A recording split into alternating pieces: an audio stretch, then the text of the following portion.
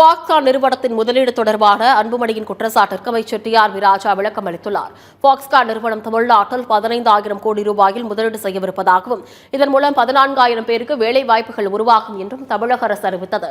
ஆனால் தமிழ்நாட்டில் அவ்வாறு எந்த ஒரு முதலீடு செய்யவும் பாக்ஸ்கான் நிறுவனம் உறுதியளிக்கவில்லை என்றும் திமுக அரசு மோசடி செய்வதாகவும் பாமக தலைவர் அன்புமணி விமர்சித்திருந்தார். திமுக அரசு கட்டி எழுப்பிய இந்த பொய் பிம்பங்கள் அனைத்தும் அரை மணி நேரத்தில் நொறுங்கிவிட்டன என்று கூறியுள்ள அவர், தொழில் முதலீடுகள் குறித்து திமுக அரசு அறிவிப்புகளில் 90% அறிவிப்புகள் பொய் மூட்டைகள்தான் என்று கூறியுள்ளார். திமுக அரசின் இத்தகைய மோசடிகளை ஆதாரங்களுடன் கூடிய ஆவணமாக பாமக விரைவில் வெளியிட்டு அம்பலப்படுத்தும் என்று அன்புமணி தெரிவித்துள்ளார். ஆனால் அன்புமணியின் இந்த குற்றச்சாட்டை தொழில்துறை அமைச்சர் டி.ஆர். ராஜா திட்டவட்டமாக மறுத்துள்ளார்.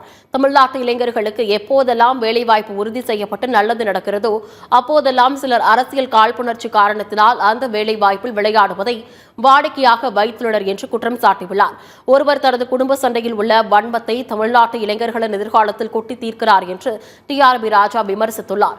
பாக்ஸ்கான் நிறுவனம் தமிழ்நாட்டில் 15,000 கோடி ரூபாய் முதலீடு செய்து 14,000 இளைஞர்களுக்கு வேலைவாய்ப்பை உறுதி செய்தது என்பது உறுதியானது. எந்தவித தவறும் இல்லாத உண்மையான செய்தி என்று சமூக வலைதளத்தில் பதிவிட்டுள்ளார். இது ஏறத்தாழ ஒரு வருட போராட்டத்திற்கு பிறகு உறுதி ஆகியிருக்கும் வேலைவாய்ப்புகள் என்று கூறியுள்ள அவர், அரசியல் காழ்ப்புணர்ச்சி மிகுந்த சிறுபிள்ளைத்தனமான அறிக்கையை வெளியிடுவதை இனி அன்புமணி நிறுத்திக் கொள்ள வேண்டும் என்று தெரிவித்துள்ளார்.